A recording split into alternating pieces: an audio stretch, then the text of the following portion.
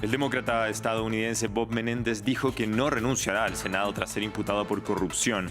La fiscalía lo acusa de haber aceptado sobornos para beneficiar a Egipto, un golpe para el partido del presidente Joe Biden a puertas de la campaña electoral. Tenemos análisis.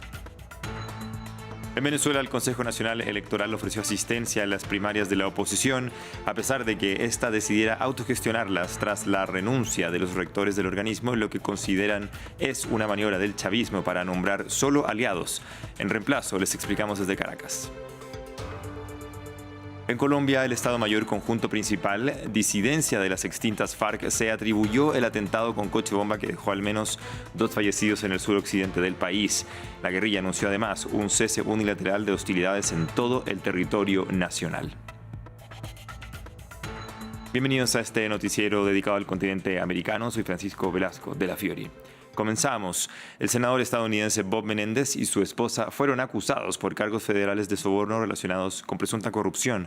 Rafael Peñalver, analista político, nos explicó cómo impacta este caso al Partido Demócrata de cara a las elecciones de 2024. Veamos. Pone el escaño de él en cuestión, un escaño que era imprescindible y que se consideraba seguro para el Partido Demócrata.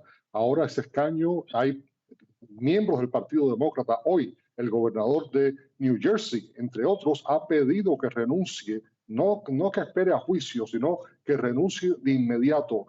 ¿Y por qué? Porque el senador Menéndez está nadando en un mar lleno de tiburones. Ahí son personas que están aspirando para reemplazarlo, que lo han estado tratando de tumbar por muchos años. Hace 5 años lo acusaron también de corrupción y él salió inocente de ese juicio y ahora se encuentra con estos cargos mucho más graves, incluyendo cargos de espionaje. Pero repito, la posición de él es una posición que tiene tanto impacto en la política exterior que también eso le trae muchos enemigos. Continúa la crisis migratoria en la frontera entre México y Estados Unidos. Este 22 de septiembre fueron vistos decenas de migrantes intentando cruzar el paso. El aumento en el flujo de migrantes provenientes de Centro y Suramérica alerta a las autoridades de Washington y Ciudad de México, quienes buscan mitigar la crisis a medida que llegan cada vez más migrantes. El informe es de Hugo Caro Jiménez. Miles de migrantes llegan a Estados Unidos. Este 22 de septiembre fueron vistos decenas de migrantes cruzando Río Grande, muy cerca de Eagle Pass, Texas. En buses y trenes de carga, las personas llegan a las ciudades fronterizas de México antes de dar el gran paso a Estados Unidos. Queremos pasar por un mejor futuro, porque hemos pasado mucho trabajo por el camino. Maltrato, hambre, sufrimiento, sol. Los niños estaban desgastados, pero vamos con la gloria de Dios. En mayo de este año, el presidente de Estados Unidos, Joe Biden, puso en marcha de nuevo las políticas migratorias del Título 8, que incluyen medidas como un mecanismo más rápido para la deportación de personas, lo que representó una caída en la tasa de cruces fronterizos de alrededor del 70% en un solo mes. Sin embargo, con el reciente aumento de los cruces de migrantes provenientes de Centro y Suramérica, parece que el efecto de la medida está desapareciendo. Empezó otra vez a verse esa situación. O sea, tuvimos un periodo de calma cuando fue el fin del título 42, en mayo 12, y tuvimos 3,000 entre muros.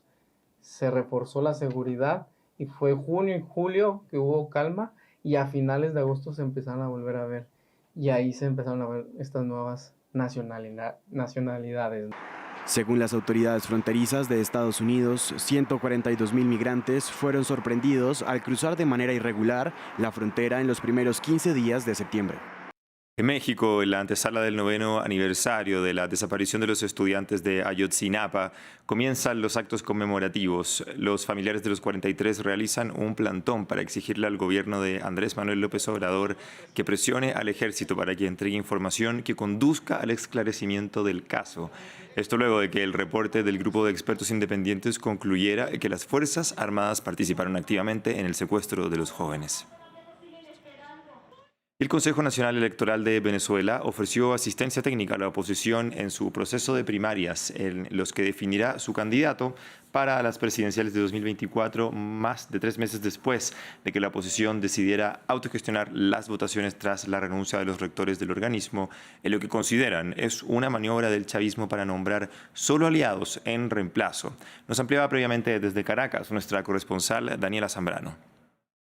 Tras este sorpresivo anuncio del Consejo Nacional Electoral, la Comisión Nacional de Primarias emitió un comunicado en el que se anunciaba que se iba a reunir con los candidatos y los partidos políticos que conforman la plataforma unitaria antes de tomar una decisión. Recordemos que si bien es cierto la oposición había solicitado al CNE apoyo técnico para las primarias, esto había sido con ciertas condiciones, una de ellas que se resguardara la identidad de los participantes y con el antiguo CNE. Recordemos que posteriormente renunciaron los rectores, se designó un nuevo poder electoral conformado y presidido por el que era Contralor General de la República, Elvis Amoroso, responsable de las inhabilitaciones de algunos de los principales candidatos, como es el caso de María Corina Machado, lo que generó indignación en la oposición venezolana.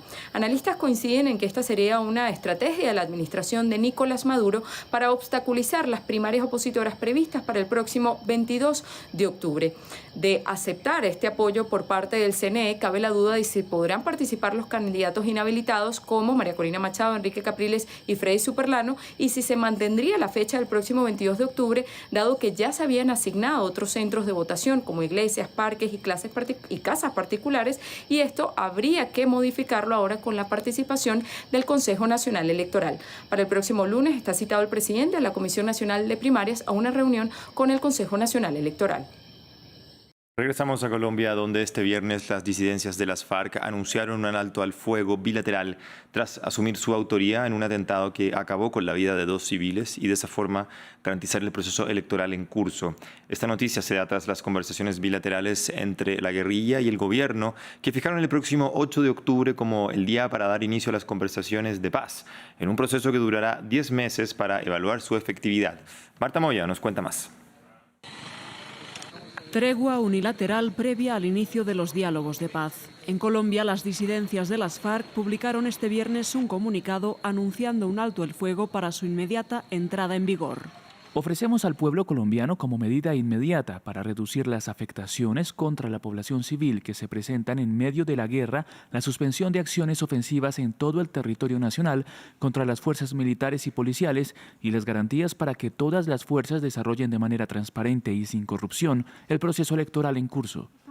El cese de las hostilidades se alargará hasta el 8 de octubre, día en que los guerrilleros y el gobierno de Gustavo Petro fijaron para el inicio de las conversaciones de paz, un acuerdo bilateral de 10 meses de duración. El Estado Mayor Central de la FARC y el gobierno se inicia el cese al fuego con órdenes de suspensión de acciones ofensivas y la instalación de mecanismos de monitoreo, de vigilancia, de verificación. La noticia del cese armado se da en paralelo a que el grupo disidente asumiera su autoría en el más reciente atentado contra una estación de policía en el occidente del país, que acabó con 2 civiles muertos y 5 heridos, y que se dio después del acuerdo entre la cúpula de la guerrilla y el Ejecutivo. Ahora, con las negociaciones tanto con las FARC como con el Ejército de Liberación Nacional, el gobierno colombiano tiene una nueva oportunidad de trazar el camino hacia la paz total deseada por el presidente Petro.